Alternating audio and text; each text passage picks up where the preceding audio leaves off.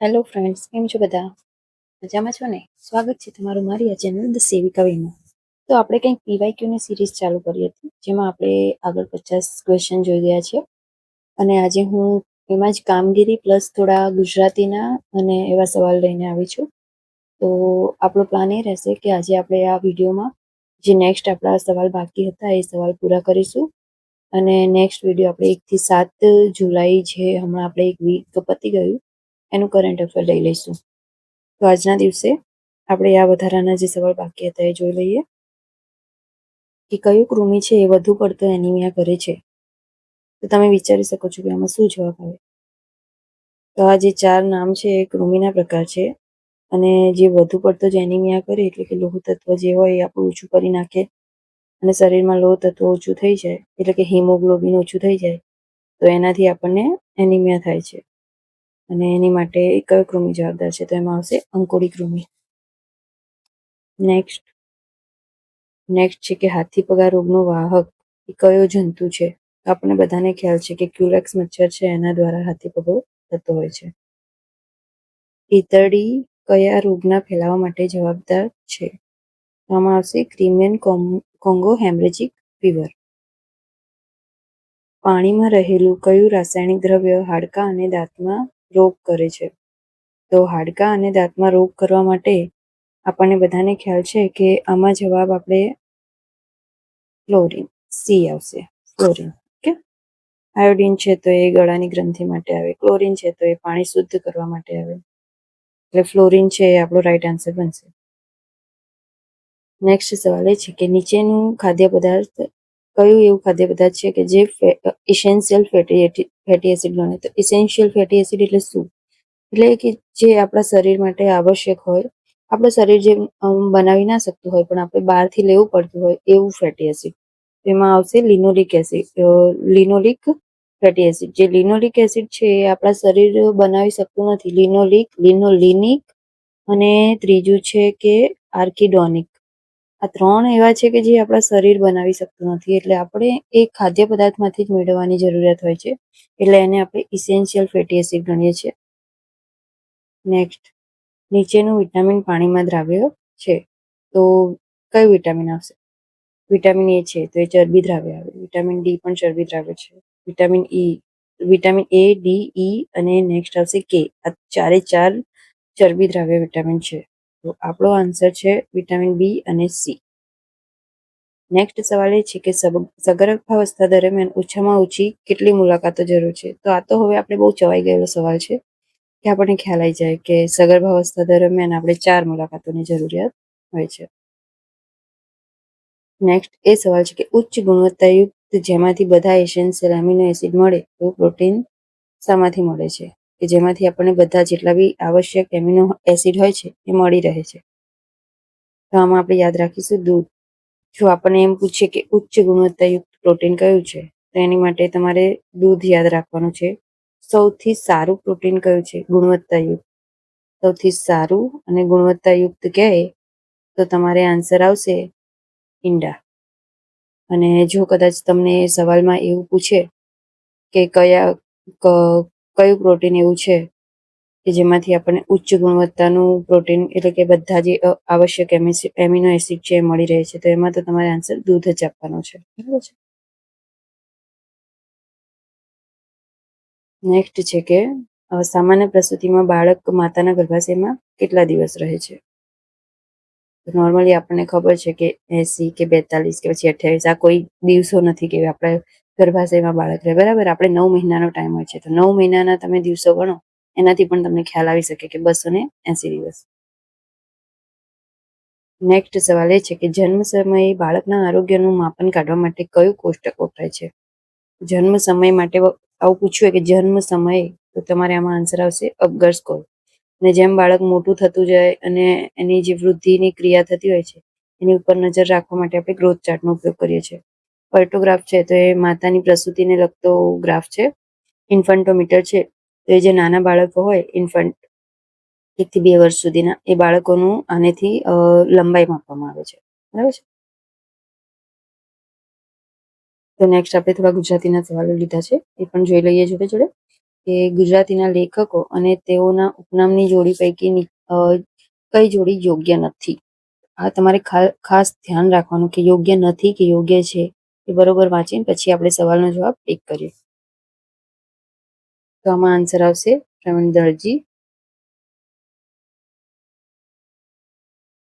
Next સવાલ એ છે કે કહાવત છે, જેમ કે રૂઢિપ્રયોગ છે, તો રૂઢિપ્રયોગમાં કયું સાચું છે એ આપણે બોલવાનું છે. તો એક છે કે પાકા ઘડે કાંઠા ન ચડે, એટલે કે યોગ્ય સમયે જે કરવાનું છે એ ન કરીએ પછી પ્રયત્નો વ્યર્થ છે. તો આ ક્યાંક ને ક્યાંક આપણને સાચું લાગે છે.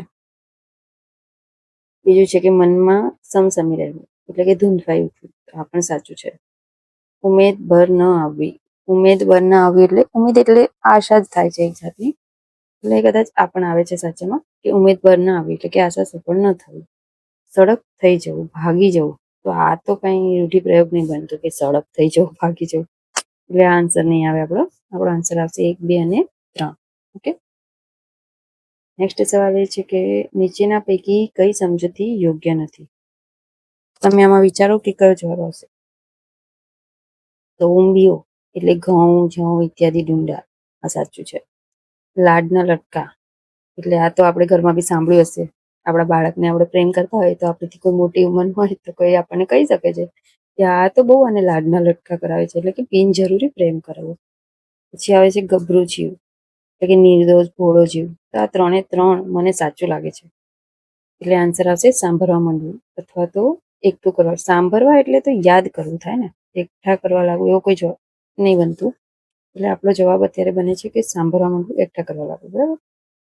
નેક્સ્ટ સવાલ એ છે કે નીચેના પ્રતિ જે લેખક છે, લેખક અને એની કૃતિ એને યોગ્ય રીતે ગોઠવવાની છે. તો આમાં કયો આન્સર આવશે. તો કવિ બોટાદકર છે એ કવિ બોટાદકરમાં આવશે રાસ તરંગીણી. નેક્સ્ટ આવશે ગાંધીજી, તો ગાંધીજીમાં આવશે સત્યના પ્રયોગો. તો બી અને સી પહેલા ક્યાં દેખાય છે. બી અને સી પહેલા અહીંયા દેખાય છે. બસ આપણે પછી એ ટીક કરી દેવાનું અને આગળ વધી જવાનું. આમાં પછી આપણે બહુ ટાઈમ નહીં બગાડવાનો. તો પણ આપણે જોઈ લઈએ કે ત્રીજામાં ચંદ્રવદન સિંહ મહેતા, એમાં શું આવશે તો કે બાંધ ગઠરિયા. નેક્સ્ટ છે ચોથું છે શાહબુદ્દીન રાઠોડ, તો સો મસ્ટ ગો ઓન. જો તમને 1 કે 2 આવડતા હોય, જેમ કે ગાંધીજીનું બી આવડતું હોય કે ગાંધીજીએ સત્યના પ્રયોગો લખેલું છે, સત્યના પ્રયોગો છે ગાંધીજીએ લખ્યું છે, તો બીમાં સી આ એક જ ઓપ્શનમાં છે, એટલે પછી એક ઓપ્શન ટીક કરીને આપણે આગળ વધી જઈશું. ત્યાં તો આવી પહોંચ્યો એ અશ્વ સાથે યુવાન ત્યાં, ઋષિકે ઉઠી ત્યારે આવો બાપુ કહી ઉભો. આ કયો છંદ છે. છંદ ઓળખતા તમને સૌને આવડતું જ હશે એવું હું માનું છું. તો આપણે આમાં જે છંદના અક્ષર છે એ પહેલા ગણીશું. એટલે જો તમે અહીંયા સુધીના ગણો ને તો ટોટલ અક્ષર 32 થશે, અને આપણે સૌથી મોટો છંદ 32 અક્ષરનો કયો છે, તો એમાં આવશે અનુષ્ટુપ. મંદાક્રાંતા છે એ 17 અક્ષરનો છે. શાર્દુલ વિક્રોડિત છે તો એ 19 અક્ષરનો છે, એટલે આ બધા છંદ આમાં નહીં આવે. વસંત તિલકા છે તો એ તો બહુ નાનો છંદ છે, એટલે એ પણ એમાં નહીં આવે. નેક્સ્ટ છે એ નીચે જે શબ્દો આપ્યા છે એમાંથી કઈ જોડણી સાચી છે એ આપણે જોઈને લખવાનું છે. સિરસ્તો સાચી છે. મામૂલી, આ પણ સાચી છે. ચીચરી બુદ્ધિની, આ પણ સાચું છે. સિપાહી આ રીતે ના આવે, એટલે આ ખોટી છે. તો આપણો જવાબ આવશે 1, 2 અને 3. ઓકે. નેક્સ્ટ છે એકલ દેતા દાન, જે એકલ જુજત જંગ, એકલ જગ જિંદા સહે એ વીરોને સંગ. તો આના લેખક કોણ છે. તો આ સવાલો છે એ ગાયતાએ આપણે વાંચેલા ના હોય, એટલે આ પછી આપણે આવી રીતે જે આપણે પીવાયક્યુ જોયા હોય કે એક્ઝામમાં આગળ પૂછાયેલા હોય એ પ્રમાણે જોઈને જ આપણે યાદ રાખવાનું થશે. જો આ સવાલનો જવાબ તમને ના આવડે તો આમાં કંઈ પેનિક થવાની જરૂર નથી. નોર્મલી આવો જવાબ બધાને ના જ આવડતો હોય, એટલે તમને ખ્યાલ છે કે આવો જવાબ ના આવડતો, એટલે આપણે જ્યારે પણ પીવાયક્યુ જોઈએ એમાંથી જ આપણે 1-2 વખત જોઈને યાદ રાખી શકીએ. બાકી તમે જો કેટલું બી વાંચવા જાઓ તો તમને આ તો યાદ નથી જ રહેવાનું. તો આમાં આન્સર આવશે સી, રામનારાયણ વિશ્વનાથ પાઠક. નીચે પૈકી કઈ કહેવતનો અર્થ યોગ્ય નથી. ચલો આપણે જોઈ લઈએ. અકર્મીનો પડ્યો કાણો, એટલે કે કમનસીબે ન હોય ત્યાંથી મુશ્કેલી આવે. તો આ સાચું છે. અગત્યના વાયદા તો લાંબા અને ન પાળવાના ખોટા વાયદા, આ પણ ક્યાંક ને ક્યાંક સાચું છે. નેક્સ્ટ છે કે અગ્નિની ઉધઈ ન લાગે તો શૂદ્રને ડાઘ ન લાગે, આ પણ સાચું છે. અક્કલવડી કે ભેંસ તો ભેંસ દેખાય છે તેથી તે મોટી છે, તો આ ખોટું છે. ભેંસ દેખાય છે તો મોટી છે એટલે શું, આપણી અક્કલ જ મોટી હોય ને, એટલે આ ખોટું રહેશે. નેક્સ્ટ સંધિનો સવાલ છે કે કઈ કઈ સાચી છે એ જોવાનું છે આપણે. વિદ્યા અભ્યાસ, વિદ્યા વત્તા અભ્યાસ સાચું છે. નવ વત્તા ઉઠા તો નવોઢા, આવી રીતે વ અને એવું છે એટલે એને આપણે ઓ વાંચી શકીએ, એટલે કે નવોઢા. સદા વત્તા એવ, સદૈવ. ઇતિ પ્લસ આદિ, સદા વત્તા એવ, આ ક્યાંક ને ક્યાંક ખોટું લાગે છે કે સદા વત્તા એવ સદૈવ નહીં થઈ શકે કદાચ. ઇતિ વત્તા આદિ, આમાં આન્સર આવશે ઇત્યાદિ. તો આપણો આન્સર બનશે સી, 1, 2 અને 4. તેરમાં છે કે ઉપાધિ શબ્દનો કયો શબ્દ સમાનાર્થી નથી, તો ઉપાધિનો સમાનાર્થી શબ્દ કયો નથી એ આપણે જોવાનું છે. ઉપાધિ એટલે પીડા થઈ શકે છે, આપદા બી થઈ શકે છે. ઉપાધિ એટલે કોઈને જે ઉપનામ આપવામાં આવે એને પણ ઉપાધિ જ કહે છે, એટલે એ પણ થઈ શકે છે. તો આમાં જે મીઠાશ છે એ નહીં આવે, એટલે આપણો આન્સર બનશે ડી, મીઠાશ. નેક્સ્ટ છે કે બક્સરના યુદ્ધ સમયે બંગાળનો નવાબ કોણ હતો, આમાં આવશે મીર કાસિમ. ઓકે. લોર્ડ ડેલહાઉસીએ કોઈ પણ રાજ્યનો ઉત્તરાધિકારી વગર મૃત્યુ પામે તો તેનું રાજ્ય અંગ્રેજ સામ્રાજ્યમાં ભેળવી દેવાનું હતું. તે સિદ્ધાંત પ્રમાણે કયું રાજ્ય ન હતું, તો આપણે વાંચ્યું છે કે સતારા પણ આવે છે, ઝાંસી આવે છે, નાગપુર આવે છે. આમાં અવધ નથી આવતું, બરાબર. આપણો આન્સર બનશે અવધ, એ. ભારતમાં સનદી સેવાઓ શરૂ કરવાનો શ્રેય કયા ગવર્નર જનરલને ફાળે જાય છે, આમાં આવશે લોર્ડ ડેલહાઉસી. નેક્સ્ટ છે કે અંગ્રેજોની જે જમીન મહેસૂલ ઉઘરાવવાની રૈયતવારી પદ્ધતિ છે એ નીચેનામાંથી કયા પ્રાંતમાં દાખલ કરવામાં આવી ન હતી, આ યાદ રાખજો, આવી ન હતી એવું લખ્યું છે. મુંબઈમાં હતી, આસામમાં બી હતી, મદ્રાસમાં બી હતી, આ ઓરિસ્સામાં નહોતી, બરાબર છે. આપણો આન્સર બનશે ઓરિસ્સા. નેક્સ્ટ છે કે સત્યશોધક સમાજની સ્થાપના કોણે કરી હતી, સત્યશોધક સમાજની સ્થાપના જ્યોતિબા ફૂલેએ કરી હતી. નેક્સ્ટ છે કે ભારતના બંધારણ સભામાં કુલ કેટલા સભ્યો હતા, આ તો હવે આપણને આવડવું જ જોઈએ, કેમ કે આપણે બહુ બધી વખત બંધારણ જોઈ લીધું છે. તો આમાં આપણે આવશે 389. ભારતના બંધારણમાં કેટલા પ્રકારની કટોકટીની જોગવાઈ કરવામાં આવી છે, તો આમાં 3 આવશે, બરાબર છે. રાષ્ટ્રીય, બંધારણીય અને નાણાકીય, આ 3 કટોકટી ક્યાંક ને ક્યાંક રાષ્ટ્રપતિ લગાવી શકે છે. નેક્સ્ટ, રાજ્યસભાના સભ્યો કેટલા સભ્યો છે કે જે દર 2 વર્ષે નિવૃત્ત થાય છે, તો રાજ્યસભાનું કીધું છે, યાદ રાખજો. રાજ્યસભામાં આવશે 1/3. 1/3 સભ્યો છે એ દર 2 વર્ષે નિવૃત્ત થતા હોય છે. એ વિસર્જન નથી થતું આ ગૃહનું, એટલે દર 2 વર્ષે નવા સભ્યો આવી જાય છે અને જૂના સભ્યો રદ થતા જાય છે, નીકળતા જાય છે. મતલબ બંધારણની જોગવાઈ મુજબ કેટલા મૂળભૂત હક્કો છે, તો જ્યારે બંધારણમાં મૂળભૂત હક્કો આવ્યા ત્યારે ટોટલ આપણે 7 હતા, અને જો હાલમાં મૂળભૂત અધિકારોની એટલે કે હકોની સંખ્યા પૂછે છે તો આમાં આન્સર આપણો બી આવશે, 6. લોકસભામાં એંગ્લો ઇન્ડિયન સમુદાયના પ્રતિનિધિઓની પસંદગી કોણ કરે છે, તો આ સવાલ તો હવે આપણને આવડે છે કે જ્યારે આવું પૂછ્યું હોય ત્યારે રાષ્ટ્રપતિ સિવાય કોઈ આન્સરમાં ના આવે કે રાષ્ટ્રપતિ. નેક્સ્ટ, કે ભારતમાં પ્રમાણ સમયની રેખા કયા રાજ્યમાંથી પસાર થતી નથી, આ તમારે ખાસ જોવાનું છે કે થતી નથી કે થાય છે એવું પૂછ્યું હોય તો, કે થતી નથી મધ્યપ્રદેશમાંથી થાય છે, ઉત્તરમાંથી બી થાય છે, છત્તીસગઢમાંથી બી થાય છે, તમિલનાડુમાંથી નથી થતી, બરાબર છે.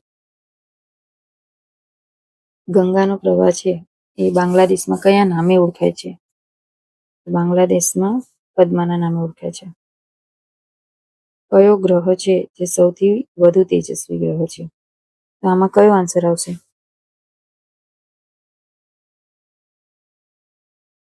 આમાં આવશે શુક્ર. બરાબર છે. શુક્ર છે એ સૌથી વધુ ચમકતો તેજસ્વી ગ્રહ છે.